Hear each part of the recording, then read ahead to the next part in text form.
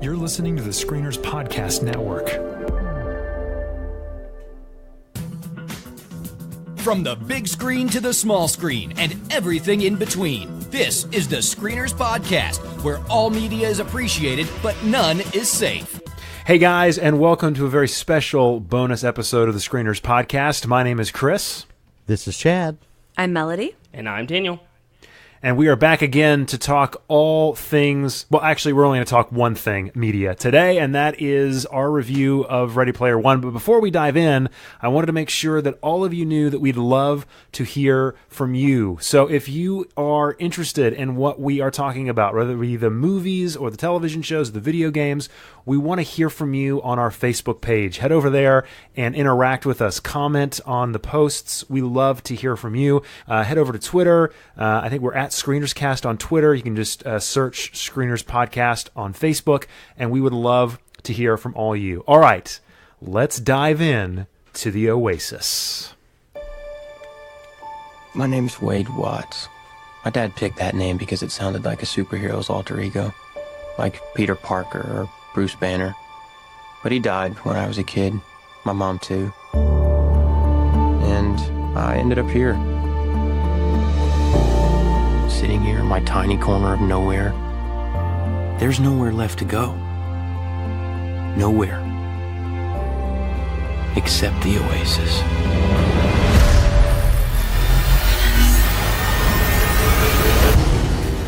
The IMDb description of Ready Player One reads, when the creator of a virtual reality world called the Oasis dies, he releases a video in which he challenges all Oasis users to find his Easter egg, which will give the finder his fortune.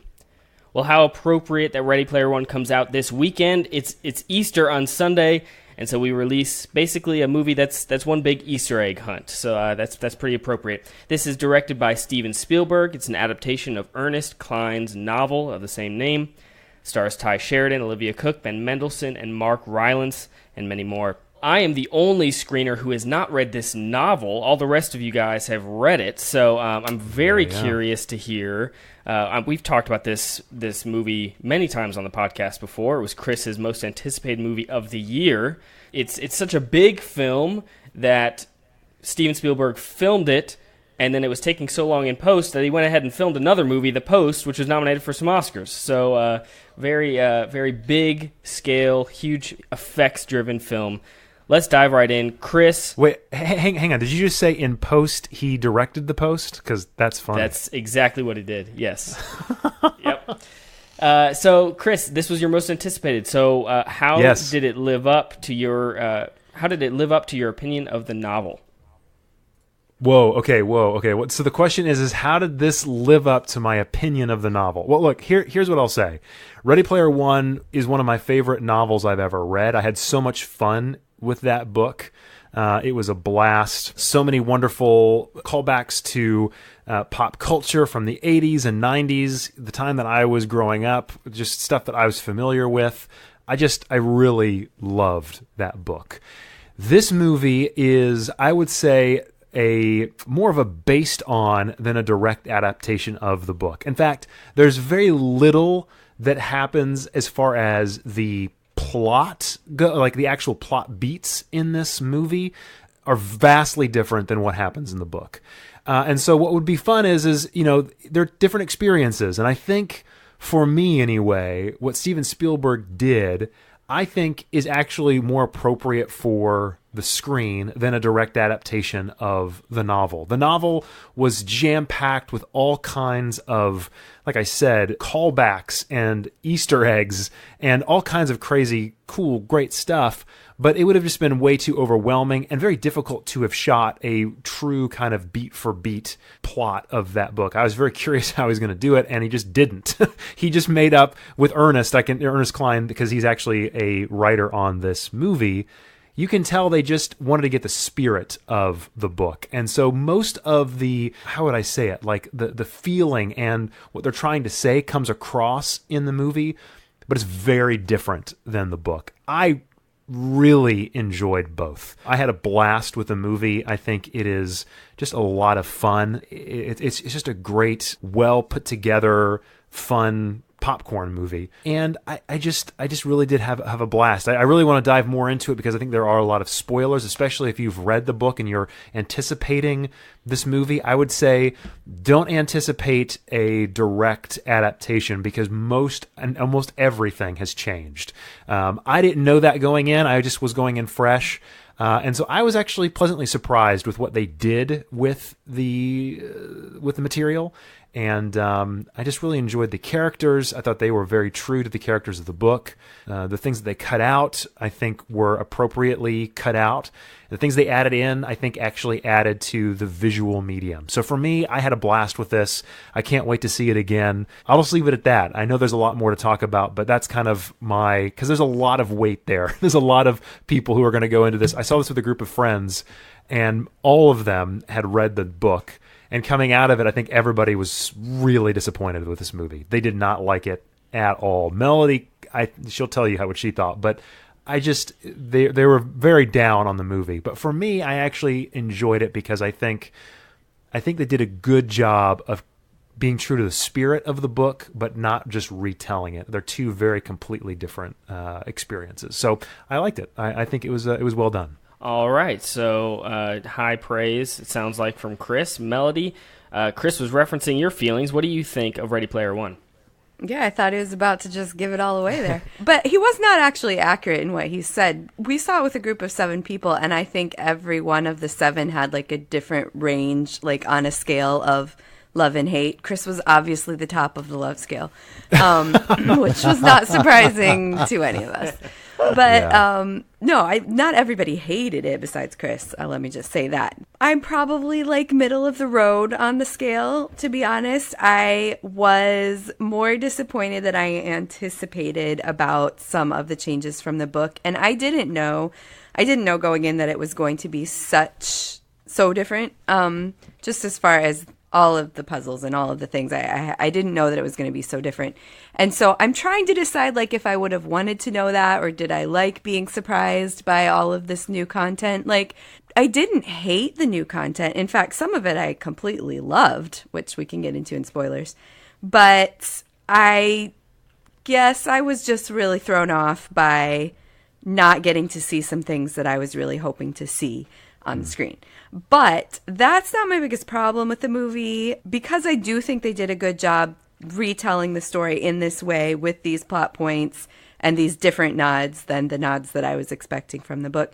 The thing that I didn't love, honestly, I don't think they got the characters like completely right. And I know it's hard to do in a movie versus a book. I know that.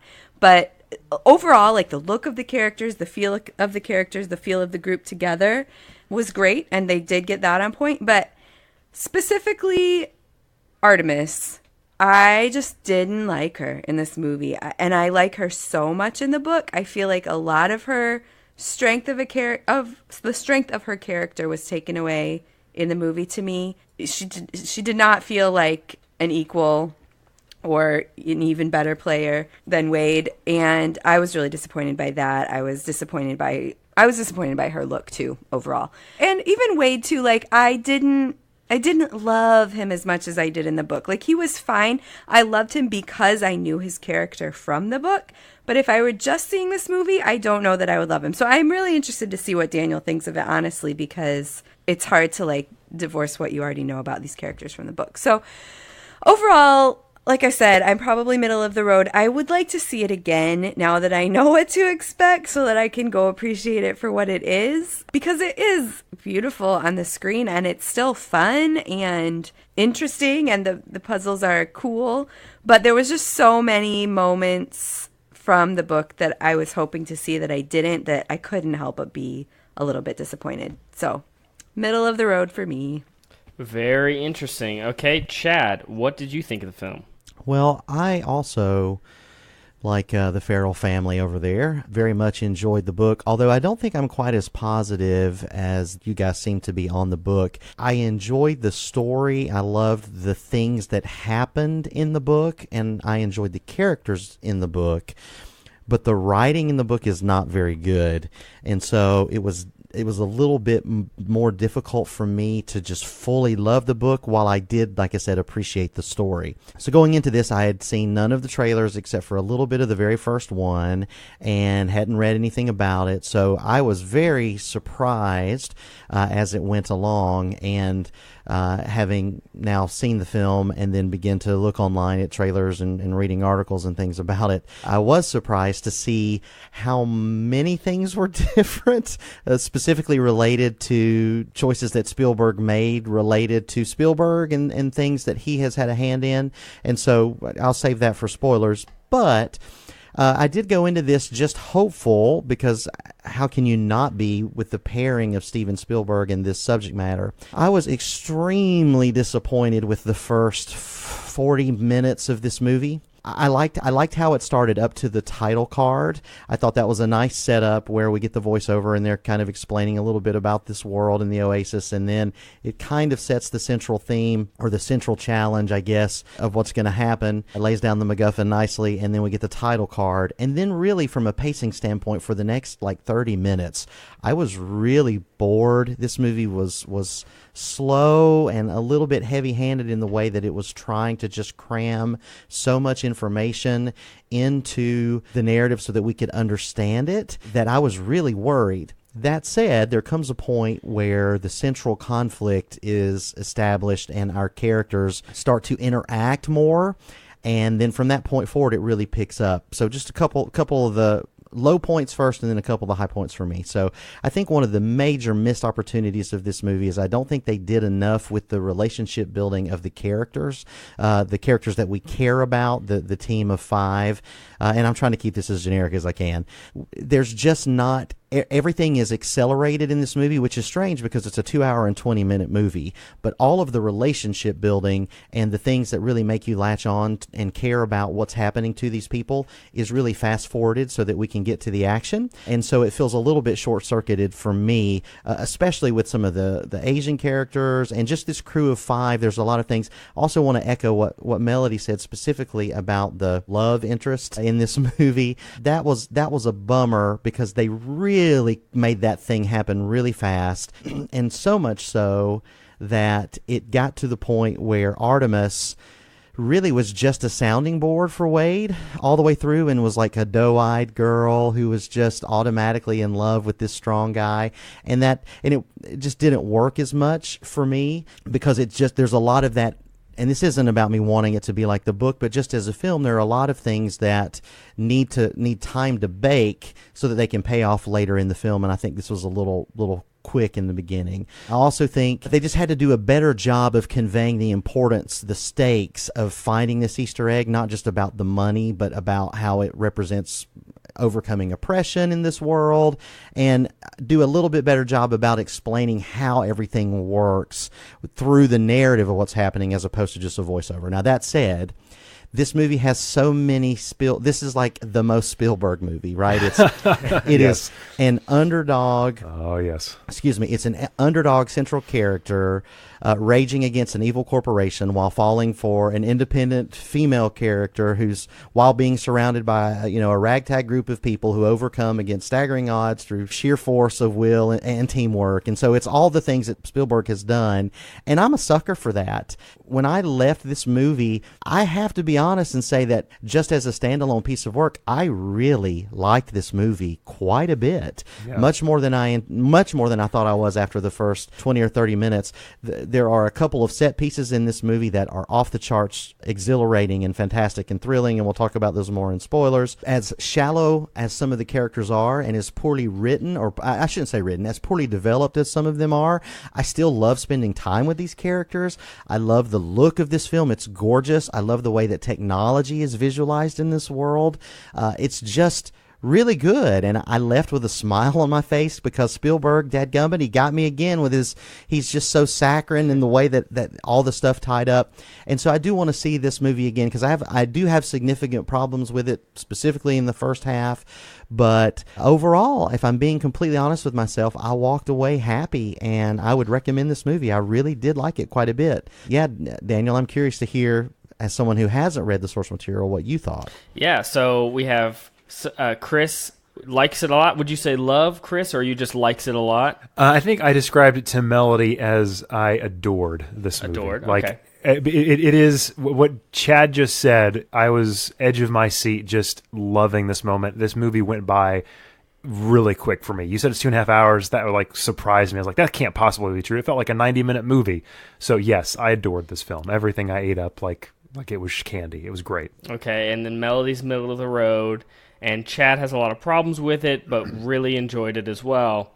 So this is kind of why I don't usually like to read books before their movies come out, because for me, then the movie can stand on its own. You know, I don't have to compare it to anything, any source material or anything like that. For me, man, Ready Player One is just about the most fun I've had in the theater in a really long time. I absolutely loved this movie so much. All right. It's That's good to hear. Yeah, I mean, it's insane and over the top. And look, there are definitely some problems with it. I definitely see what you guys are saying about Artemis's character, that she's very underdeveloped, and I don't need to read the book to see that. She's supposed to be a super strong, like they're talking about how she's this kind of not legendary, but like a lot of people know who she is, and she's legendary is correct. Well, there you legendary go. is correct. And then Wade's always better than her. Like from the get go, he's better than her. So it didn't make any sense. So she's a little underdeveloped, but this is just so much fun. The visuals are insane. I mean, they're spectacular. Not opening car chase, but near the beginning, the car race through the city with King Kong and all this crazy stuff. It was so much fun. This is like a classic, like throwback Spielberg movie mixed with innovative technology and VR and all this stuff. I mean, I loved it from beginning to end. And it may be a little light, but at the end of the day, it's a popcorn film, and it works really well that way. There are deep, dark themes that you can explore when it comes to virtual reality and worlds like this, and this film doesn't really. It kind of tries, but it stays surface level. But honestly, that's okay, because this film is a fun adventure. It's full of wonder and excitement. It's got a great quest that was really interesting and exciting, and decent characters, even if they're a little underdeveloped. I'm so glad to hear you say that, Daniel. Like I was, that's what Melanie and I were talking about. We were curious if that would come across that way, or if it would seem like it was ham-fisted. You know what I mean? No, I mean, it really was just fun. And I do want to lay on this point that it is very light. I don't think I walked away with any message or things like that, but I just walked away thinking, man, that was a blast. And so I think that's perfectly fine when a film is just a blast.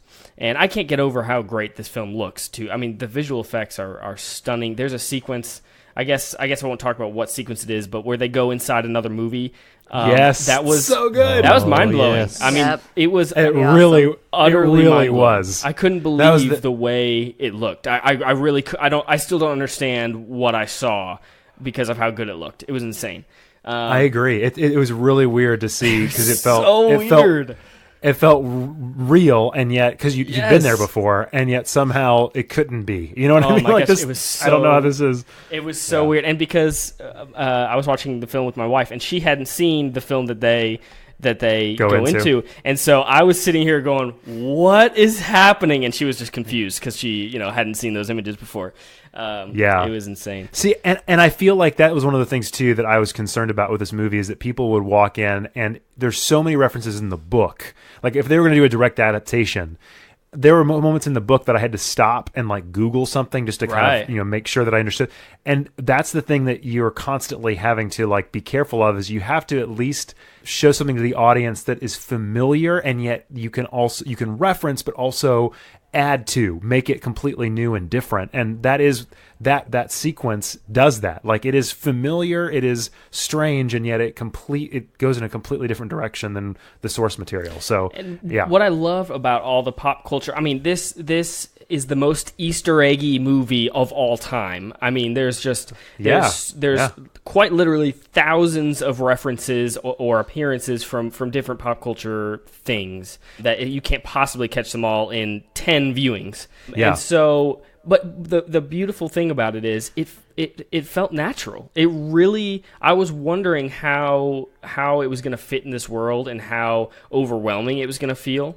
And it really honestly felt natural when they were in the Oasis for all these things to appear. And it honestly never felt like cheap winks at the audience, like, hey, look at this thing we threw in. It never felt that way to me. Or even product placement. That was one of the Right. things that I was concerned with, that it was going to feel really like, okay, we get it. You are obviously promoting this. Right. So, yeah, I It, agree with you it on felt that. like a love letter to pop culture. It felt honest instead of just, using these things to show how much they know. Yeah. I really love this film. So is there anything else you guys, any other things? Chad, you said you have a lot of issues. Did you kind of cover those things, or do you want to wait till spoilers? Well, I'll probably wait for most of those to spoilers. I think one of the main things that I didn't touch on that is kind of an anchor for me is that I don't think they did enough at the beginning to really establish who Parsifal's character is as a person and what makes him unique and what makes his knowledge base about Halliday unique and his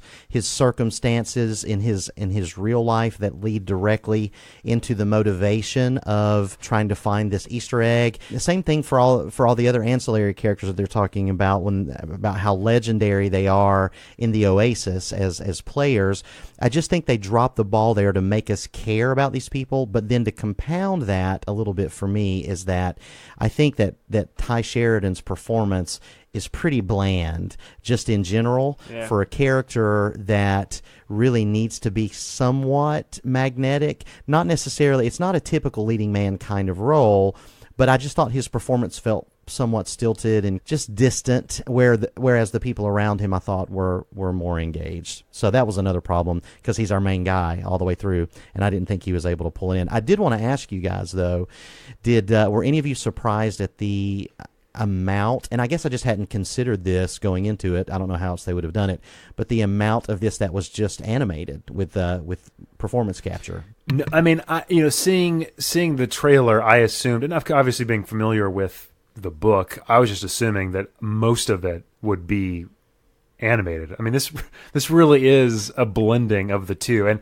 the fact that they mention Zemeckis so much in this movie is definitely a nod to that. I'm sure that Steven Spielberg felt like, thank you for doing everything you've done with your films over the past 15 or 20 years, because that is what this is. This is like the logical conclusion of that kind of uncanny valley stuff that Robert Zemeckis has been doing with what was the Christmas movie about Carol. the train? Polar Express, yeah, Polar Express, and all those other films. The one about the book, the old like fantasy novel Beowulf. Yeah. All those things have that technology's led to this, and I think it was fantastic. I think it's the best implementation because it makes sense in the story that they're not supposed to be photorealistic. I thought it worked for me. That helped a lot, and I asked you guys a few weeks ago, judging from the trailer, how it looked based on the book. Yeah. And it definitely works really well. I think that's to the film's benefit. I think if the Oasis was supposed to look photoreal, this would have been a failure. But because it's okay if they look a little rubbery, they're in a video game. So that's a huge plus for the film, because I really I don't remember ever having a problem with the visual effects in this movie. I think it was good from beginning to end. But just like you said, the moment that they walk into what is supposed to be a real world, it looks real. Yeah. Like that was the mind-blowing thing. Like in the Oasis, while they're in, like you said, this more rubbery, kind of flowy world. And I love the fact that Parzival's hair was constantly kind of waving in like a perfect, like very 80s whatever. And so like I loved all that. But the moment they walked into what was supposed to be something you're really familiar with and grounded in a real film, I think those character models looked, because you'd been with them long enough, they looked legitimately like they were supposed to be in this real world. It's just insane. It was really good. The visual effects I didn't have a problem with at all. No, I never did. Yeah, same. And to Chad's earlier point about Wade, you're definitely right. They did not, not having read the book, I didn't know any reason why Wade was special at all. I just thought he was getting lucky and kind of just happening to be really good at this game. But yeah, that was a little weak. He definitely, it seemed like he was just happening upon all these knowledge. I kept wondering, why has nobody else found these things yet? So That is kind of what the novel is, though. is it? Okay. That is Parzival. No, it's not. He's clearly established as the expert of all things Halliday. Well, they do in this too, because I mean, he keeps walking into They kind of do. It felt like, but they don't really. It felt like anybody could have been doing. I was wondering, like when he was looking at all these scenes, and Artemis was shocked. Oh my gosh! Like this was the first time she had seen it. I was like, why has nobody else done this yet? That was a little confusing, a little bit weak. So those exact things don't happen in the novel, but it's very similar in what happens in the novel. I mean, anyway, yeah, you're right. In the novel, most people are experts on Halliday. Like most people have like PhDs there, you know what I mean? But just like they say in the novel and here in the movie, you know, it's been years, and so it's kind of worn off. People have tried stuff, it didn't work, and now it's kind of more like a fad that's not really working, and so, you know, they've just kind of dropped off. I'm sure when it first started, there were thousands of people in the archives trying to look around, but now, like they say, it's just, you know, whatever. In the novel, there is no archive. It's just, you just watch stuff. So you just pull up on the internet, you know what I mean? Not like that, but anyway, it doesn't matter. You know, one thing we have not talked about yet is Mark Rylance. His performance as Halliday, I thought, was incredible because he was so awkward and quiet and weird. And I just thought he was such a good juxtaposition for this insane world that he created, and he's this really quiet, awkward dude. And I thought he was easily the best performance in the film. Did you hear that Gene Wilder was supposed to play that before he That passed away? would be amazing, but he turned it down, I guess. But yeah, no, he died. He passed away before they were able to. Didn't he turn it down? He turned it down. Yeah, he retired from acting. He hasn't been before he died. Of course, he wasn't in a movie since '99. I guess he's just was done with acting. Got it. Yeah, I think the takeaway there is that Mark Rylance is phenomenal in every single thing that he does, and I really like this Spielberg partnership he's got going with him. Yes, I can't get enough. It of almost that guy. made me forgive him for stealing Sylvester Stallone's Oscar, but he stole it. That's true. You're right. I take everything I said back. Hey, listen, I gotta say though, like this entire, you guys didn't like Ty Sheridan, fine, but I think the rest of the cast is pretty fantastic. From what's her name? Lena Waithe.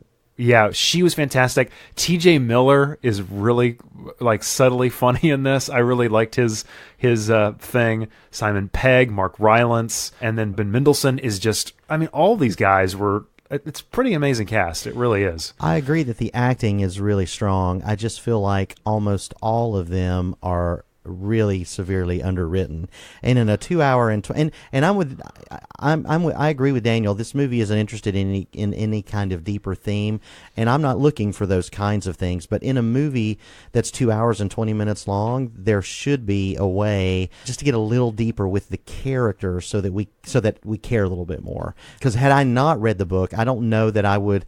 And Daniel we haven't invoked this term in a while, but I'll pull out the old Chris Jr. and dust that off there a little bit.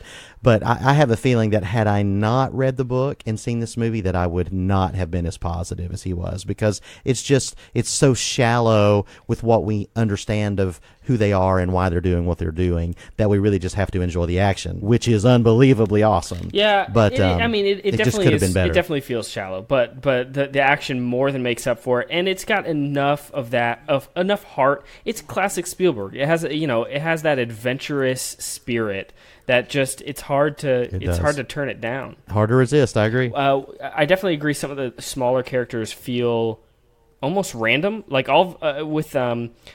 H is pretty. You spend enough time with her, but then all of a sudden these two other Dido and what's the other character's name? Show. They just kind of appeared. Like they were just kind of there all of a sudden, and I was very confused. Like they didn't. All of a sudden, they were just part of the team, and I didn't understand where they came from. I don't know if I missed something in the film or if that was just not there. But all of a sudden, they were just like, "Yeah, they're riding around in the van with us." It's like, "Oh, yeah, okay, interesting." Yeah, they're extremely important characters who you really care about in the book. But beyond that, that was my point of what I was saying at the very beginning, is they just don't do enough with this group of 5 people. Yeah. In the first half of the movie, they try to fast forward it to the second half of the movie, whereas if they would have just spent some time, then we'd have been in the palm of his hand the whole way. Yeah. It definitely... Totally agree. Definitely. All right, so before we head into spoilers, we are going to do our normal rating. We're going to go around the circle and tell if you should watch this in theaters, if you should rent it, if you should stream it on a platform you already have, like Netflix, Hulu, or Amazon, or if you should skip it altogether. Chris, what do you say? Oh, I mean, see this in the theater. It is, yeah. I'm going to see this several more times. I'm very excited about my movie pass, so yes. Ready Player One, theater, do it. Awesome. And Melody? Yeah, I think I'm probably the most negative one on this movie here, but I definitely would still say go see it in the theater, and I will probably go see it again in the theater, which is, I don't do that too often, so it's solid. You'll have fun. All right. Chad? It's theater worthy. It's not just because the spectacle is overwhelming, which it is in the best ways, but it's theater worthy. It's a good time. I will say this though. I think that some of the marketing kind of skews a little bit as if this is a kids movie. I don't think this is a kids movie. No. I think there's a lot of intense stuff in here, so just be aware of that. If you're thinking of taking your 8-year-old to see this, it may be a little intense. Oh yeah, no, there's definitely language too in this movie. It is meant for people who grew up or are very familiar with the 80s and 90s and love the Amblin Entertainment logo before films. If you like that stuff and you grew up at that time period, this movie is a love letter to you, no doubt. Yeah, for sure. But it's but it is definitely theater worthy in my opinion. So go see it in the theater. Yeah, this is definitely more intense, I would say, than like Avengers. Like I feel like this is a little bit step above that. Just as you're thinking about bringing kids to it. But yes, theater worthy through and through. You should definitely see this in the theater. It is a beautiful film, gorgeous spectacle, and a really fun adventure. You should absolutely see it. But I do think this will hold up really well at home, too. I think it'll be great. So, anyway, all right, we are going to move into spoilers for Ready Player One. The first rule of Fight Club is you do not talk about Fight Club. Well, you look nervous. Is it the scars? You want to know how I got them? There's so many places it would never occur to Hawk to hide. However, the reason the Führers brought me off my Alps in Austria and placed me in French cow country today is because it does occur to me. Because I'm aware what tremendous feats human beings are capable of once they abandon dignity. In the dream, I knew that he was going on ahead. He's fixing to make a fire somewhere out there in all that dark and all that cold. And I knew that whenever I got there, he'd be there. And then I woke up. So, Melody, anything you wanted to talk about in spoilers?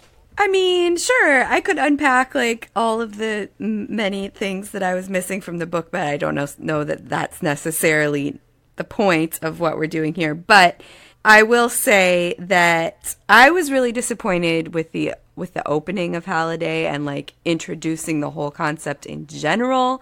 Like I wanted to see him at the funeral just like it was in the book. I wanted all of the nods to all of the things. I just wanted to see that part. I was just so excited to see it, and it just fell really flat to me. I think that when they start racing for the first key and it's this like car race, I'm just like, it's okay. I will say it has been a while since I read the books, but like I knew that was not anything like what the first key is in the book.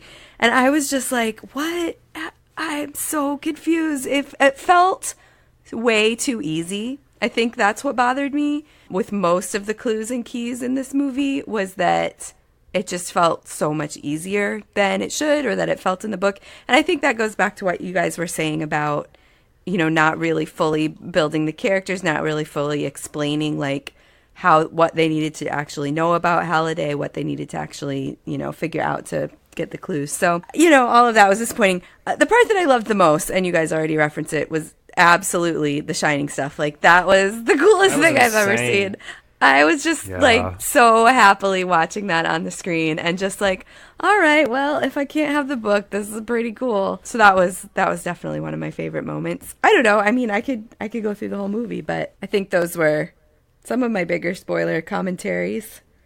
I agree. I kept thinking if all they had to do was go in reverse at the beginning of this race, surely somebody even did that by accident. Exactly.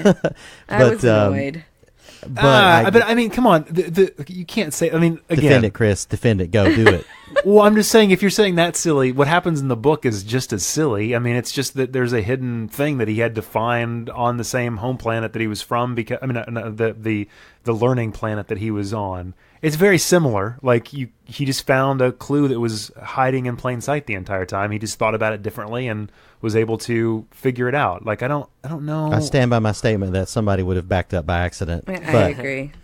All right, whatever. The second thing with The Shining, I agree, was so well done that it made me wish retroactively that the first thing was something like that, and the last thing as well. Although the battle at the end was insanely good. Nuts. I loved it so much. So it was so good. It was. crazily And wasn't good. that pretty close to the book? That was one of the closer things to the book. Yes. That I is. felt like that that is. I was actually watching what I pictured when I read the Yes. book. Yeah. Yeah, I mean, the moment that that the curator gave him the quarter, I knew, okay, good, thank goodness that's still in this movie. Okay, 'Cause, but speaking of the quarter, I was Yeah. really disappointed he just gave it to him. Like, why did he have to earn it? Why couldn't they have done it's- Pac-Man? Where's the it's because- Pac-Man? Well, because I mean, obviously, Pac-Man was probably something they had to get the rights to, or whatever. Well, but at the priorities, same people. time, it was still, he figured it out. I mean, it was Simon Pegg who realized, oh, okay, so this kid is actually caring about the situation. He's not just some jerk.